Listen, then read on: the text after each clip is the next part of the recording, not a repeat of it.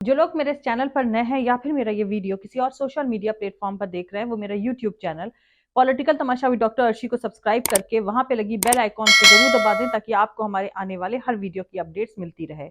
और दोस्तों, अगर आपको हमारा काम पसंद आता है, हमारे वीडियोस पसंद आते हैं, तो www.patreon.com/dr अर्शी खान पर जाकर डोनेट करके आप हमारे काम को सपोर्ट कर सकते हैं। पेट्रॉन का लिंक इस वीडियो के डिस्क्रिप्शन में दिया गया है, जिस पर क्लिक करके आप पेट्रॉन बन सकते हैं। आप हमारे YouTube चैनल की मेंबरशिप भी ले सकते हैं, इसका लिंक भी इसी वीडियो के डिस्क्रिप्शन में दिया गया है, जिस पर क्लिक करके आप अपने इस चैनल को सपोर्ट कर सकते हैं। तो चलिए आज के सियासी तमाशे के सफर को शुरू करते हैं।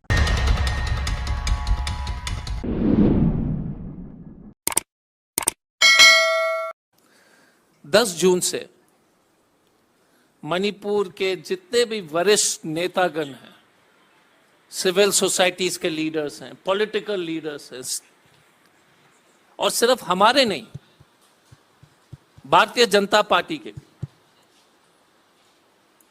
प्रधानमंत्री जी से मिलने के अपॉइंटमेंट के लिए कोशिश कर रहे हैं।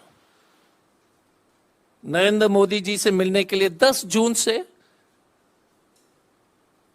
जितने भी मंच पर उपस्थित लोग हैं, उसके अलावा उनके चीफ मिनिस्टर, उनके स्पीकर सत्यव्रता जी, सभी मंत्रीगण, सभी लोग जो है ये कोशिश में कि प्रधानमंत्री जी उनको अपॉइंटमेंट दे। लेकिन एक व्यक्ति बिना अपॉइंटमेंट का, मनोज शुक्ला, जो वर्तमान में एक पिक्चर बनी है उस पर काफी चर्चित हैं, उस व्यक्ति ने ट्विटर में लिख दिया और हर जगह लिख दिया कि मैं तो प्रधानमंत्री जी को बिना अपॉइंटमेंट का मिलता हूं। 31 मार्च 2023 को आदि पुरुष के डायलॉग राइटर बिना अपॉइंटमेंट का इस देश के प्रधानमंत्री जी से मिल सकते हैं। लेकिन 15 साल से चीफ मिनिस्टर रहे श्री बोबी सिंह जी, मणिपुर के जितने भी टॉप लीडर्स हैं, जिन्होंने जीवन दे दिया, खून दे दिया मणिपुर के लिए, जहां पर सब लोग भाजपा के सदस्य मंत्रीगण प्राइम मिनिस्टर से मिल नहीं पा रहे हैं। सिर्फ मनोज मुंतशिर शुक्ला, जो बद्दी डायलॉग लिखने वाला, गंदा डायलॉग, हर एक भगवान को बेइज्जत करने वाला, वैसे व्यक्ति को प्रधानमंत्री जी 45 मिनट के लिए जो है उन्होंने अपॉइंटमेंट दिया। 45 मिनट्स। 15 अक्टूबर 1949 को मणिपुर भारत का हिस्सा बना और तब से लेकर वहां कभी भी धर्म के नाम पर दंगा फसाद नहीं हुआ था। फिर एक खास राष्ट्रवादी सियासी दल ने मणिपुर की सरकार चुरा ली और अब वहां चर्चेस और मंदिरों को जलाया जा रहा है। पिछले कुछ सालों में मणिपुर की सियासत ने मैतेई हिंदू राजघराने की बढ़ती पॉपुलैरिटी को भी देखा है। आपको बता दूं कि फॉर्मर राजघराने के महाराजा ली शेम्बा संजाओबा इस वक्त बीजेपी के राज्यसभा सांसद हैं। दोस्तों, तकरीबन 50 दिनों तक किसी भी स्टेट में दो कम्युनिटीज के बीच वायलेंस कोई इत्तेफाक है या एक्सपेरिमेंट? मुल्क की ऑपोजिशन पार्टीज का इल्जाम है कि बीजेपी सरकार की डिविसिव पॉलिसीज, यानी लोगों को बांटने वाले सियासी तमाशे के चलते मणिपुर में वायलेंस शुरू हुआ। इसके मद्देनजर सरकार की खामोशी के अपने ही इम्प्लीकेशन हैं। मुल्क के हर सिटीजन को जरा ध्यान से सोचना चाहिए कि सो कॉल्ड मजबूत प्राइम मिनिस्टर और मजबूत सरकार ने मणिपुर को जलने के लिए क्यों छोड़ रखा है। दोस्तों, मणिपुर में हिंदू क्रिश्चियंस का कम्युनल टकराव और दर्दनाक वायलेंस की जब कभी भी सच्ची कहानी लिखी जाएगी, यकीन माने वो हकीकत बेहद हैरत अंगेज होगी। दोस्तों, मणिपुर में चल रहे इस वायलेंस की हकीकत जब सामने आएगी, तब वो बहुत सारी मिस्ट्रीज और बहुत सारे इल्यूशंस को न सिर्फ खत्म करेगी, बल्कि धर्म के सियासी मंसूबों और उसके हिंसक चेहरे को भी बेपर्दा कर देगी। कुछ जानकारों के मुताबिक मणिपुर में मैतेई कम्युनिटी को शेड्यूल्ड ट्राइब के तहत रिजर्वेशन देना मौजूदा वायलेंस की वजह है। तो कुछ का मानना है कि हकीकत में मणिपुर वहां के जंगलों में मौजूद मिनरल्स वेल्थ के एक्सप्लॉयटेशन के लिए वहां बसे लोगों को बाहर करने की कोशिशें, एनक्रोचमेंट, अफीम की खेती और इलीगल इमिग्रेशन के कॉकटेल से बनाकर डिस्टर्ब किया गया है। जरा सोचिए, वहां इंसानों को जलाया जा रहा है, लेकिन दिल्ली के मीडिया को 1.5 महीने से भी ज्यादा दिनों से मणिपुर से उठती वायलेंस की लपटें नजर नहीं आ रही हैं। टॉमी मीडिया मणिपुर में हो रहे वायलेंस को ऐसे नजरअंदाज कर रहा है जैसे मणिपुर भारत का हिस्सा है ही नहीं। ऊपर से कुछ हिंदूवादी इस वायलेंस पर दूसरा ही राग अलाप रहे हैं। मालूम नहीं नए भारत में अवाम को मजहब के खांचों में बांटकर लोग कौन सा राष्ट्रवाद निभा रहे हैं। वहीं मैतेई कुकी वायलेंस के बीच मुस्लिम मैतेई कम्युनिटी पांगल के लोगों ने अपने घरों के बाहर खुद के मुसलमान होने के बारे में लिखा हुआ है। ऐसा उन्होंने दंगाई हमलावरों से बचने के लिए लिखा हुआ है। मणिपुर की 32 लाख की आबादी में पांगल मुसलमान तकरीबन 2.5 लाख हैं। मणिपुर इस वक्त 2 टुकड़ों में बटा हुआ है। एक हिस्सा मैतेई लोगों के पास है, दूसरा कुकी लोगों के पास है। मणिपुर में वायलेंस का जिस तरह का मंजर बनाया जा रहा है वो 1, 2, 4 दिन का नहीं, तकरीबन 1.5 महीने से चली आ रही डिविसिव पॉलिसी का तमाशा है, जिसमें कई घर बर्बाद हो गए हैं, लोग बाग तबाह हो गए हैं, गांव के गांव उजड़ गए हैं।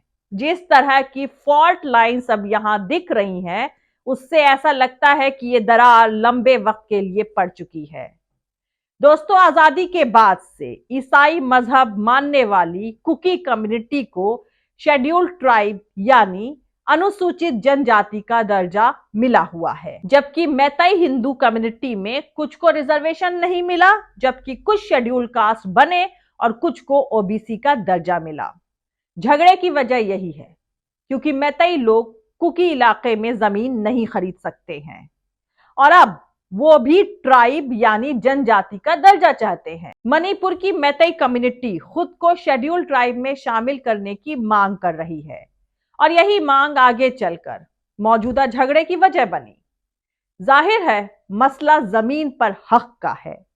28 लाख की आबादी में मेजॉरिटी वाले मैतेई कम्युनिटी घाटी में रहते आए हैं, जबकि कुकी आबादी 4 पहाड़ी जिलों में बसी हुई है। इस वायलेंस में एक दूसरे के यहां जा बसे दोनों कम्युनिटी के लोग शिकार हुए हैं।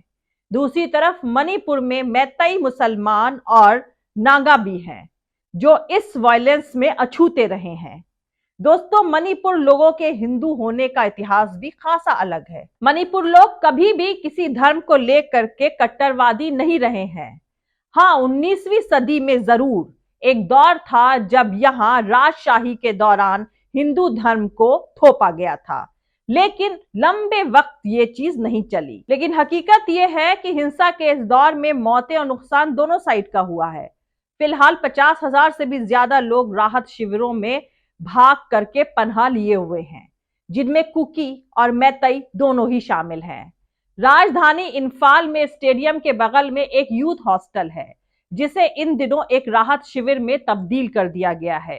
सरकारी आंकड़ों के मुताबिक जून के पहले हफ्ते तक प्रदेश में 250 से ज्यादा चर्चेज और तकरीबन 2000 कुकियों के घर निशाना बन चुके हैं।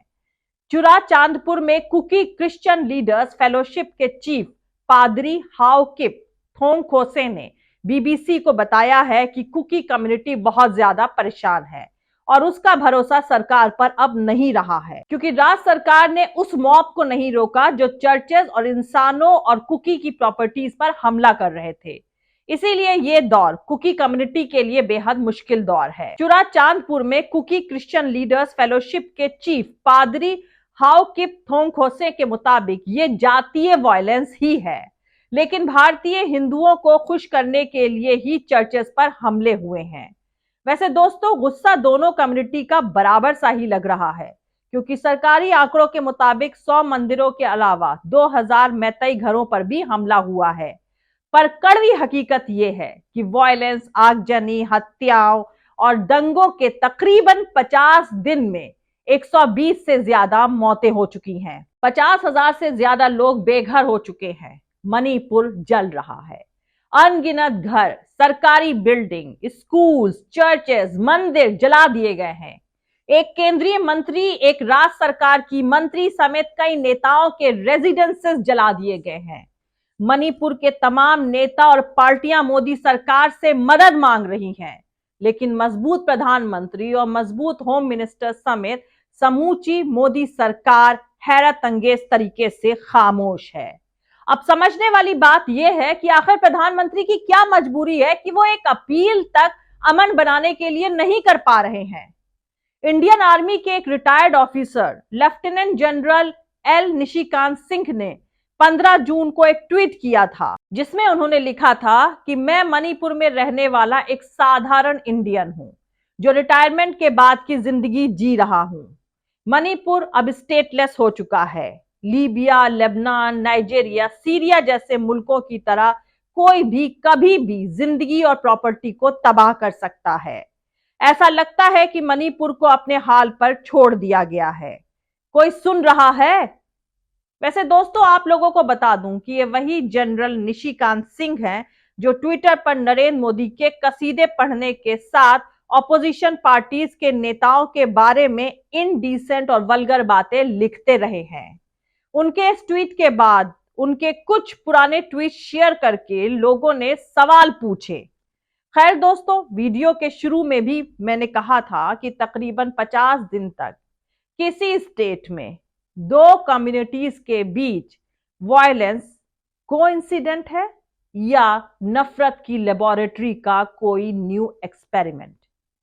क्योंकि यह नया भारत, जहां चुनाव दर चुनाव एक खास राष्ट्रवादी सियासी दल लगातार एक्सपेरिमेंट करता रहता है, अपने नफरती सियासी तमाशे को मजबूती देने के लिए अलग अलग मौके पर अलग अलग किस्म के एक्सपेरिमेंट करे जाते हैं।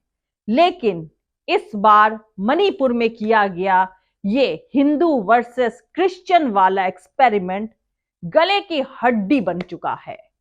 साहेब की खामोशी बता रही है, ऑपरेशन मणिपुर उल्टा पड़ गया है।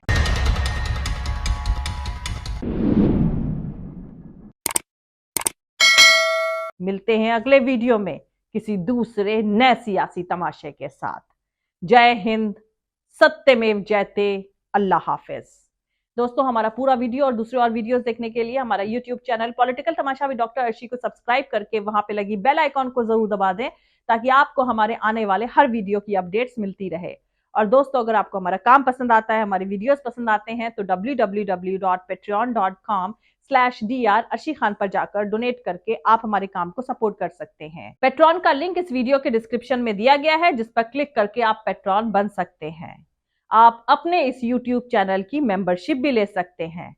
इसका लिंक भी इसी वीडियो के डिस्क्रिप्शन में दिया गया है, जिस पर क्लिक करके आप अपने इस चैनल को सपोर्ट कर सकते हैं। आप हमें फॉलो भी कर सकते हैं हमारे ट्विटर, इंस्टाग्राम और फेसबुक पेज पर। मेरा ट्विटर हैंडल है @arshi aziz khan।